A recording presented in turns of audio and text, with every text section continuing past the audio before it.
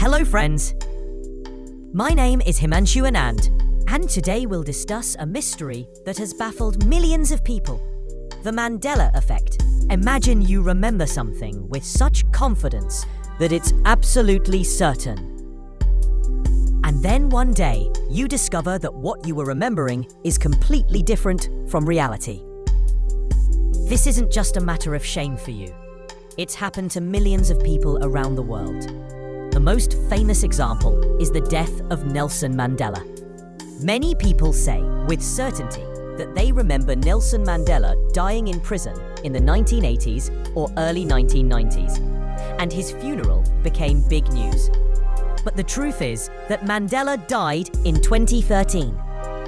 The discrepancy was so significant that people gave it a name: the Mandela Effect.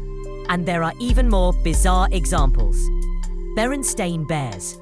Many people remember Berenstain Bears, Ein, even though the actual spelling is Berenstain. Many people believe that the master of Monopoly had a name with a monocle. But in reality, the Monopoly mascot never had a monocle. People remember Luke, I am your father. But the actual dialogue from the movie was, no, I am your father. And the spellings of small brands or logos, cartoon names, historical facts, many people remember them differently. So the question arises, is this just the memory error? Or were we really living in a parallel universe or alternate timeline, and some memories have come here? Scientists and psychologists say that our memory is not a static recorder, it's reconstructive. Meaning when we remember an event, the brain reconstructs it, and sometimes new information, emotions, or suggestions are incorporated into that memory. This process is called memory reconstruction.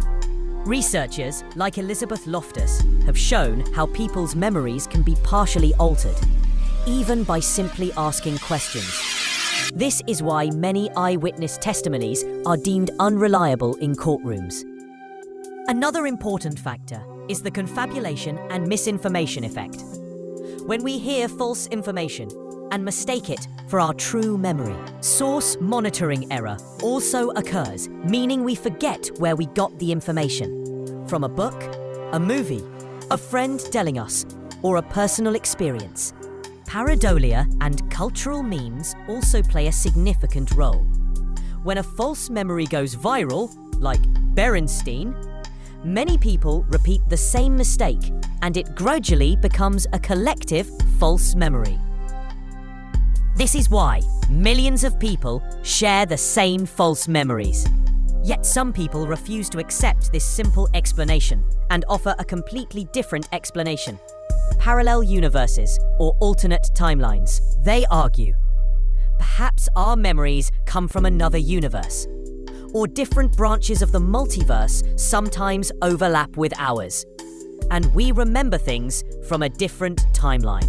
This idea is fascinating and extremely popular in sci-fi, but currently lacks strong empirical proof.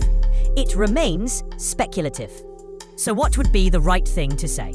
Simply put, according to neuroscience and cognitive psychology, a large part of the Mandela effect can be explained by memory errors, social reinforcement, and misinformation. But this doesn't mean that every single case has been fully explained.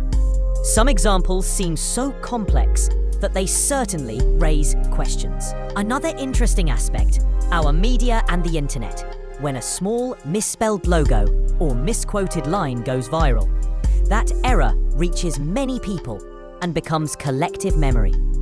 Our digital culture exacerbates this phenomenon. Finally, a simple question for you.